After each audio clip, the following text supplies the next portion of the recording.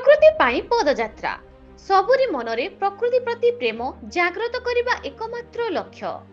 प्रकृति पाई पदयात्रा रे सामिल हेले राजनेता, जनता, सामाजिक अनुष्ठान, सांस्कृतिक अनुष्ठान और सामाजिक कर्मी, आईनजीवी, बुद्धिजीवी तथा स्कूल कॉलेज छात्र छात्री गण।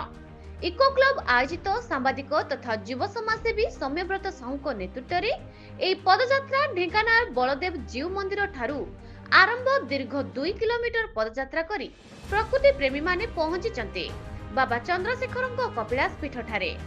प्रकृतिर सुरक्षा पाई सचेतनतार वार्ता बहन करुवा एई यात्रा को विभिन्न महल रे स्वागत करने सहित बढ़ाई सहयोगर हाथ। पदयात्री सुरक्षा पाई सरकार तरफरु 108 आम्बुलांस सेवा नियोजित।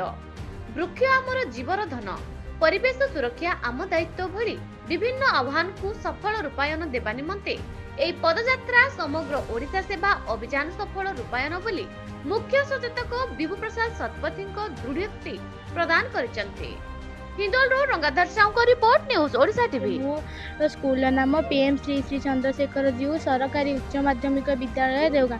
यही मो ढेंकानाल तरफ आयोजित होता पदयात्रा निमंते आमको सामिल कर समस्त को धन्यवाद देउछु। परिवेश आमर माँ, परिवेश आम समस्ते गोटे गोटे जन्मदिन समस्ते गोटे गोटे गछ लगेबा, परिवेश प्रति सुरक्षा देबा, परिवेश प्रति आम समस्ते सुरक्षा देबा। धन्यवाद।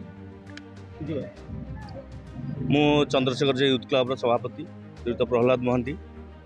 आज आमको एत खुशी लगुच जहाँ सौम्य भाई आज मो ढेंकानाल तरफ आज प्रकृति पदयात्रा जी होती ढेंकानाल बलराम मंदिर ठारू कपिलास चंद्रशेखर पीठ पर्यंत आम बहुत आनंदित। प्रथम थर जेहेतु ये पदयात्रा आरंभ होती प्रकृति कौन समस्ते जानते, प्रकृति हूँ आम जीवन, से आम जीवन को केमती सुदृढ़ करवा से या विषय आम बहुत थर आलोचना करूँ। आओ सौम्य भाई की मुझे बहुत धन्यवाद दूसरी कहीं आम चंद्रशेखर जी यूथ क्लब सहित सी बहुत जड़ित होती आगु। आउ नेक्स्ट ईयर आम निश्चित भाव में वृक्षारोपण कार्यक्रम जमी आम क्लब तरफ करमती आजिका दिन में आज जो प्रोग्राम टी है प्रकृति पदयात्रा से दिन आम पूर्व वृक्षारोपण कार्यक्रम गोटे मास धरी करूँ बोली आम चंद्रशेखर जी यूथ क्लब रु घोषणा कर। अवन मिश्र उपसभापति राज्य कला संस्कृति संघ। आज प्रकृति जो पदयात्राटी होती वास्तविक प्रशंसनीय, कारण प्रकृति थिले ही आम अच्छे, प्रकृति नथिले आम ना।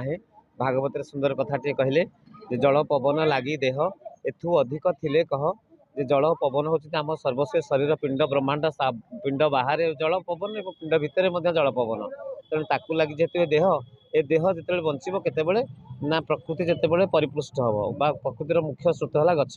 गछ पवन दब, गछ पानी दब, तेणु आमर जल हूँ जीवन। तेणु जल को जब धारण कराया गछ लगे दरकार एवं प्रकृतिर सुरक्षा आम दरकार। तेणु आज सौम्यव्रत बाबू जो कार्यक्रम कर वास्तविक प्रशंसनीय।